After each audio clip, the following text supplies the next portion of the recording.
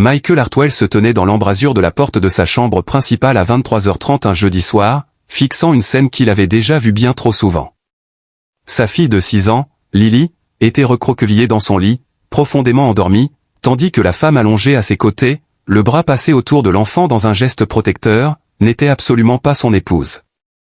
C'était la femme de ménage. Michael avait 38 ans, des cheveux sombres, une barbe soigneusement taillée et des traits nets qui lui donnaient en permanence un air intense.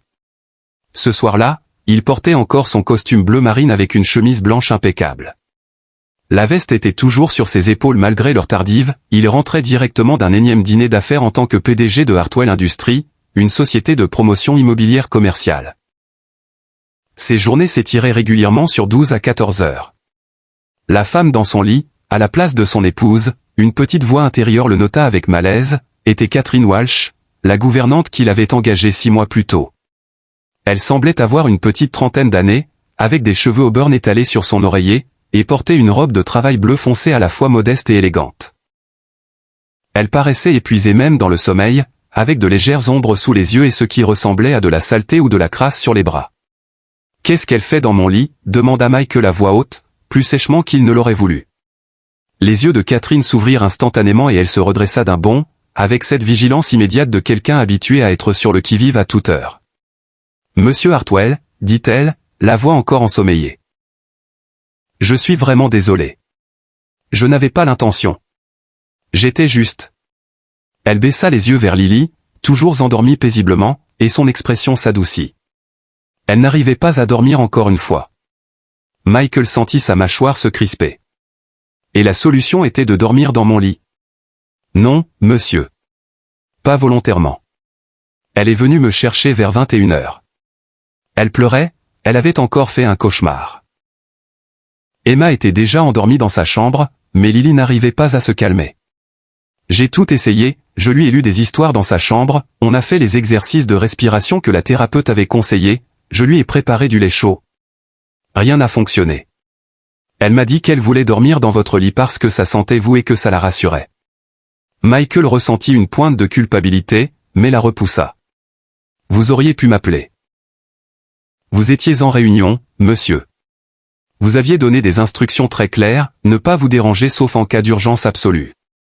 La détresse émotionnelle de ma fille est une urgence, répliqua Michael. Mais même à ses propres oreilles, cela sonnait creux. Il était en train de dîner avec des investisseurs potentiels de Singapour, un contrat qui pouvait rapporter 40 millions de dollars à l'entreprise. Il avait volontairement mis son téléphone en silencieux pour éviter toute interruption. Catherine soutint son regard avec une franchise qui le surprit. Vraiment, monsieur Hartwell ? Parce que cela arrive 3 à 4 fois par semaine depuis un mois, et je ne vous ai pas vu modifier votre emploi du temps une seule fois. Les mots restèrent suspendus entre eux, un défi qu'aucune employée n'avait jamais osé lui lancer auparavant.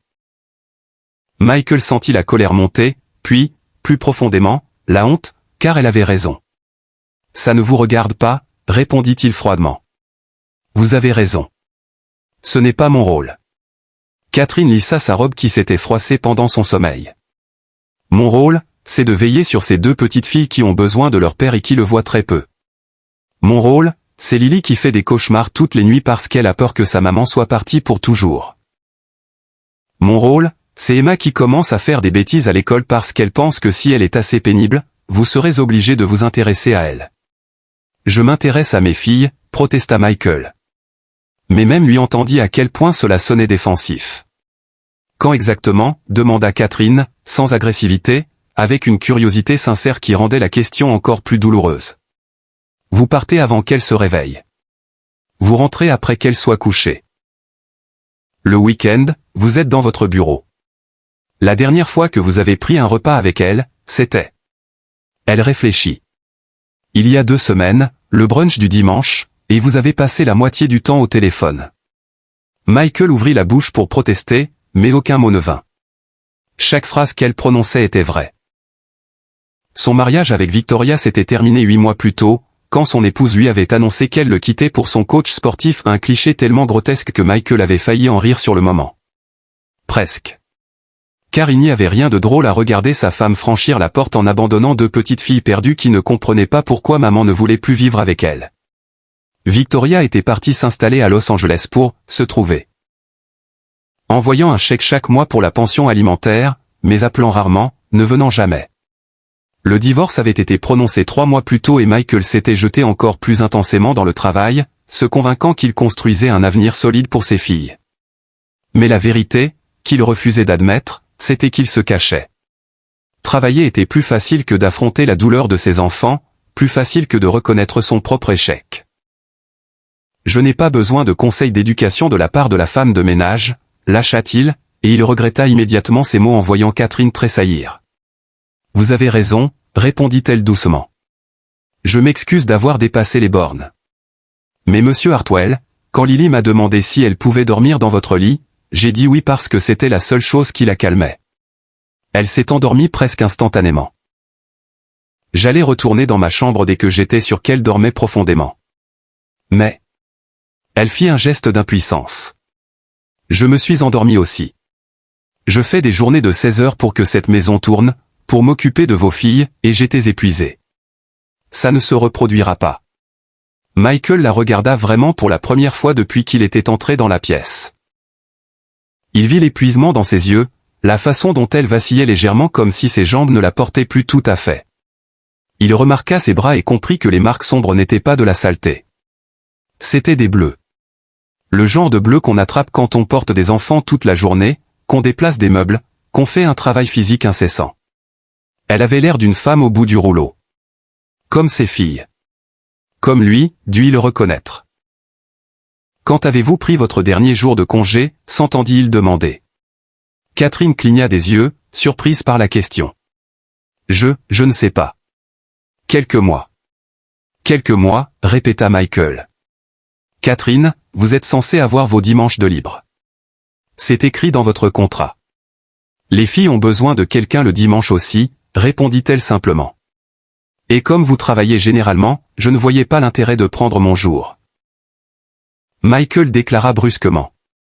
Ce dimanche, je m'arrangerai pour qu'une autre personne s'occupe d'elle.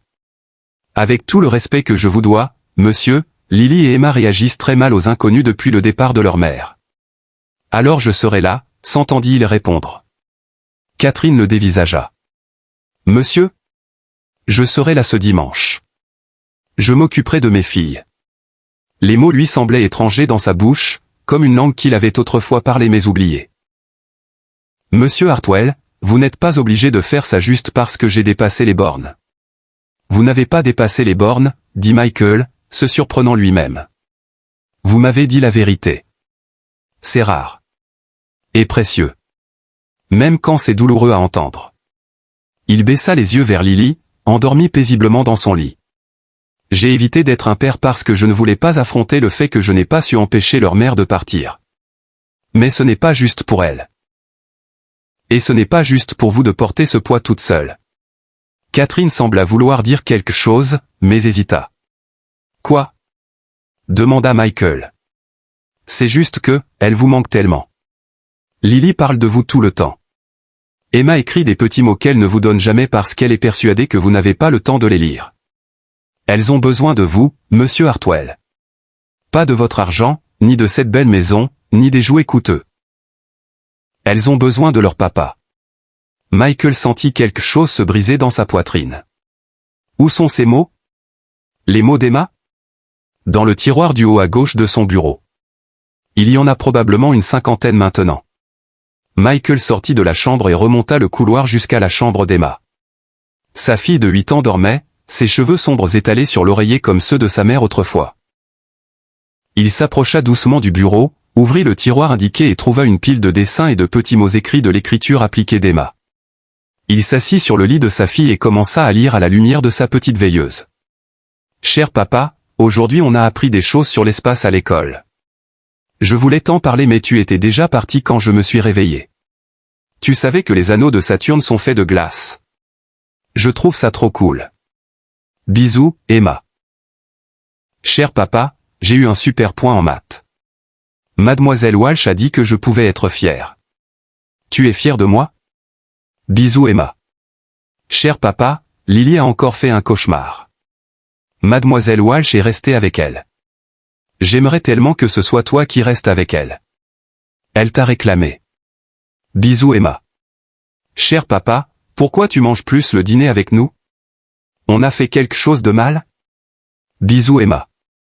Michael sentit des larmes lui brûler les yeux. Comment avait-il pu laisser les choses en arriver là? Il revint dans sa chambre. Catherine était toujours debout, mal à l'aise. Je vais déplacer Lily dans son lit, commença-t-elle.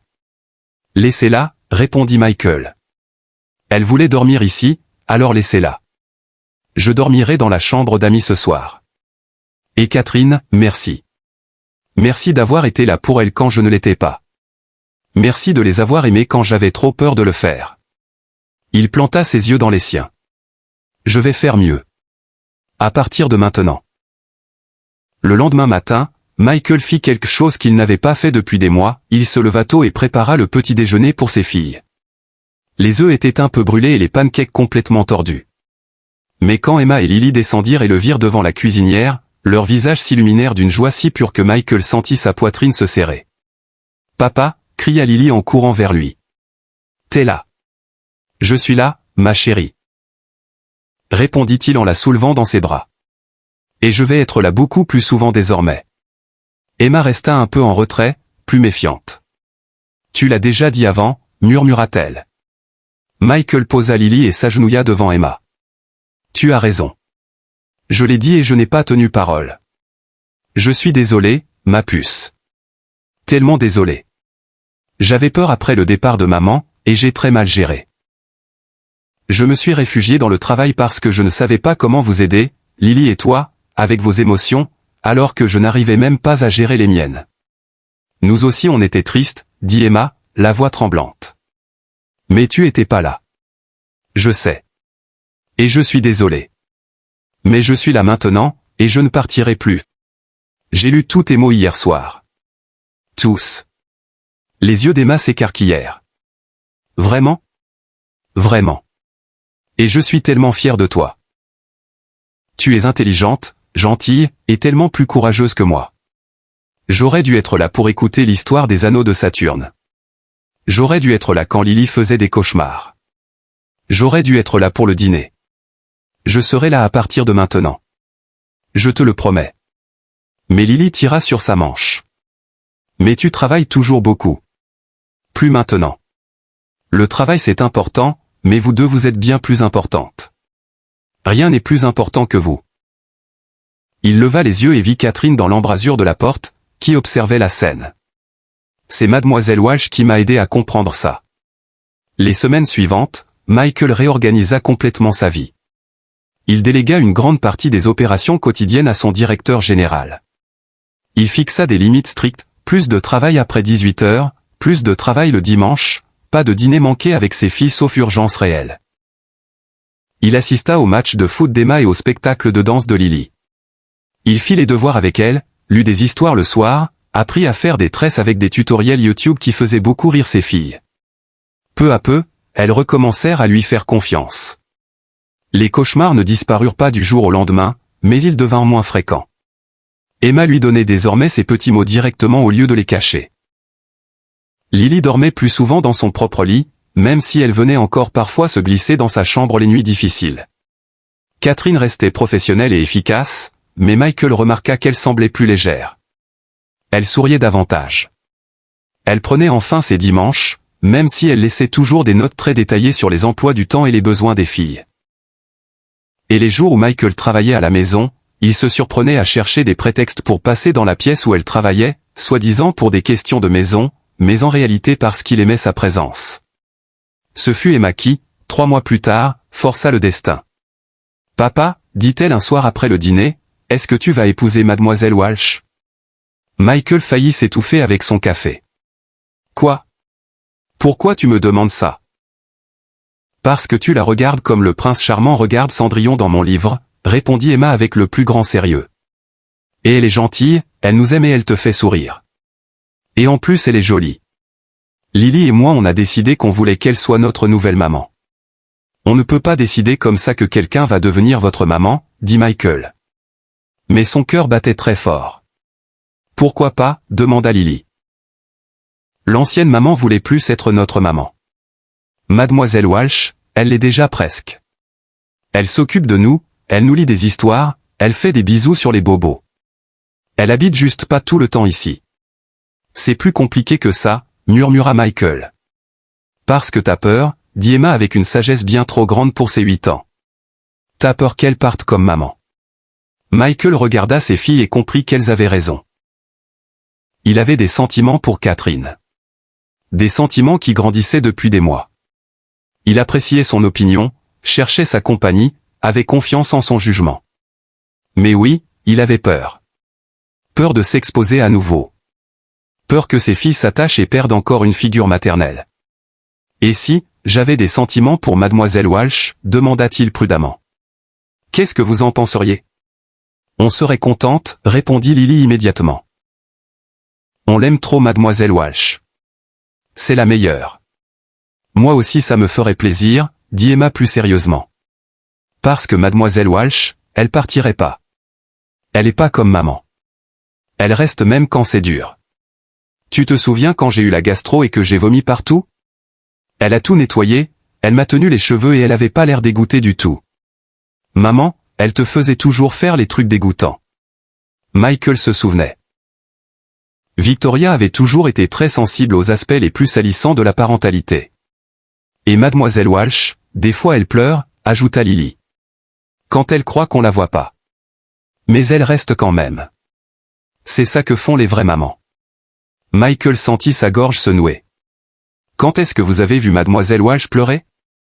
Des fois quand on parle de maman, répondit Emma. Elle pleure parce qu'elle est triste pour nous. Des vraies larmes. Pas des larmes de cinéma comme maman quand elle voulait obtenir quelque chose. Michael ignorait totalement que ses filles étaient si perspicaces. Qu'elles avaient vu tant de choses. Ce dimanche-là au son jour avec les filles, le jour de congé de Catherine, Michael prit sa décision. Il demanda à sa voisine de garder Emma et Lily quelques heures, puis se rendit à l'adresse indiquée sur le contrat de travail de Catherine. Elle vivait dans un petit immeuble modeste en périphérie. Quand elle ouvrit la porte, en jean et pull tout simple, les cheveux détachés, elle eut l'air très surprise. « Monsieur Hartwell? Tout va bien? » « Les filles. »« Les filles vont bien, » répondit Michael. « Elles sont chez la voisine. »« Est-ce que je peux entrer ?» Catherine s'écarta, visiblement perplexe. Son appartement était petit mais impeccablement tenu, meublé avec des meubles d'occasion, les murs couverts de livres. Michael remarqua une photo encadrée. Catherine avec un couple plus âgé et un jeune garçon. « Mes parents et mon petit frère », expliqua Catherine en suivant son regard. « Mon frère a un handicap. Il vit dans un foyer à environ 1 heure d'ici. C'est là que je vais le dimanche, pour lui rendre visite. Mes parents sont décédés il y a 3 ans. Je suis désolé, dit Michael sincèrement. Merci. Catherine croisa les bras, soudain sur la défensive. Monsieur Hartwell, pourquoi êtes-vous ici? Michael prit une grande inspiration. Parce que mes filles m'ont demandé si j'allais vous épouser, et que j'ai réalisé que je ne savais pas quoi répondre, parce qu'en réalité, je ne sais presque rien de vous, à part que vous êtes la meilleure chose qui soit arrivée à ma famille depuis des années. Catherine le fixa, abasourdie. Quoi? Vous avez raison, je n'ai pas été présent pour mes filles. Mais vous, vous étiez là. Vous les avez aimées, vous vous êtes occupé d'elles, vous avez réussi à les maintenir debout alors que moi je m'écroulais. Vous m'avez dit des vérités difficiles que personne d'autre n'osait me dire. Vous avez redonné à cette maison une âme. Il fit un pas vers elle. Et je suis tombé amoureux de vous. Probablement un peu plus chaque jour depuis ces 3 derniers mois, peut-être même avant. Monsieur Hartwell. Michael. S'il vous plaît, appelez-moi Michael. Michael. Répéta-t-elle, et son prénom sonna soudain très différemment, très intime. Vous êtes mon employeur. Ce n'est pas approprié. Et je refuse d'être la personne vers qui on se tourne parce que je suis déjà là, sous la main. Vous n'êtes pas sous la main. Vous êtes indispensable. C'est très différent. Et oui, je suis votre employeur, ce qui complique les choses. Si cela vous met mal à l'aise, je ne reparlerai jamais de ça et rien ne changera. Mais Catherine, je veux que vous sachiez. Vous n'êtes pas la femme de ménage qui s'est trouvée là au bon moment. Vous êtes la femme qui a vu ma famille au plus bas et qui a choisi de nous aimer quand même. La femme qui m'a dit des vérités que j'avais besoin d'entendre. La femme qui me donne envie d'être un meilleur père et un meilleur homme. Les yeux de Catherine s'emplirent de larmes. Je ne peux pas être un remplacement pour votre femme. Je ne veux pas que vous le soyez. Victoria n'a jamais été la mère dont mes filles avaient besoin, et elle n'a jamais été la partenaire dont j'avais besoin. Mais vous m'avez montré ce qu'est l'amour véritable. Se présenter chaque jour, même quand c'est difficile. Dire la vérité même quand c'est inconfortable. Choisir les gens plutôt que la facilité. Je les aime, murmura Catherine. Emma et Lily, je les aime tellement. Et moi aussi, vous m'aimez? Elle s'arrêta, bouleversée. Dites-le, l'encouragea-t-il doucement. Je vous aime aussi, avoua-t-elle dans un souffle. Mais Michael, j'ai tellement peur. Je suis la femme de ménage. Les gens vont dire des choses horribles. Ils vont dire que je vous ai manipulé, que je vous ai séduit pour votre argent. Qu'ils disent ce qu'ils veulent, répondit Michael. Moi je connais la vérité. Mes filles connaissent la vérité. C'est tout ce qui compte. Catherine scruta Sombaisi. Qu'est-ce que vous me demandez exactement? Je vous demande si vous êtes prête à essayer. À dîner avec moi, pas en tant qu'employée, mais en tant que femme que j'aime. À me laisser vous découvrir comme vous avez découvert ma famille.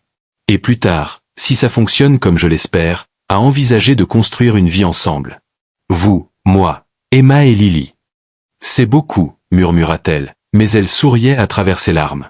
Trop? Non, répondit Catherine. C'est tout ce que j'ai jamais voulu, mais que je n'osais plus espérer. Michael l'attira contre lui, et Catherine se blottit sans hésiter, posant sa tête contre son torse. Ils restèrent ainsi un long moment, simplement enlacés. Vos filles vont être insupportables quand elles sauront qu'elles avaient raison, dit enfin Catherine. Michael ritto sement. Elles le seront. Emma m'a déjà dit qu'elle avait compris que j'avais des sentiments pour vous parce que je vous regarde comme le prince charmant regarde Cendrillon. Votre fille a un excellent sens de l'observation, sourit Catherine. Elle tient ça de vous, répondit Michael. Vous leur avez appris à vraiment voir les gens, à faire attention. C'est un cadeau précieux. Ils avancèrent très doucement, très prudemment, tous les deux conscients des émotions et des besoins d'Emma et Lily. Catherine quitta la maison et emménagea dans un meilleur appartement que Michael l'aida à financer, établissant des limites claires entre vie professionnelle et vie privée. Ils se fréquentèrent vraiment, dîner dehors, cinéma, longues promenades où ils parlaient de tout et de rien. Emma et Lily étaient enchantées, même si Michael et Catherine prirent garde de ne rien changer trop vite. Mais lentement, très lentement, une nouvelle famille commença à se construire.